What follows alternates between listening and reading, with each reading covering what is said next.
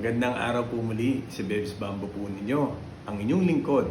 So marami po nagtatanong, Bebs, ano po ba yung mga dapat ilagay na gamot dito kay bamboo? Marami pong gamot na pwedeng ilagay kay bamboo, no? Yung po yung mga natural fertilizer. Pero more on technical po siya, i-research nyo lang po. Pero meron po kaming ginagamit na isang brand na medyo po maganda siya at easy to buy in market po, no? Yung po yung Deltamethrin, no? So ang Deltamethrin po, nilalagay namin siya sa isang spray, then dito sa butas ng bamboo, ini-sprayan po namin to, pinapatakan namin siya sa loob hanggang sa bumaba. Bumaba po yung gamot sa ilalim, no? So sisipsipin po ni bamboo yung Deltamethrin para po hindi po siya basta-basta kainin ng mga anay, no? Yun po yung gamot sa loob.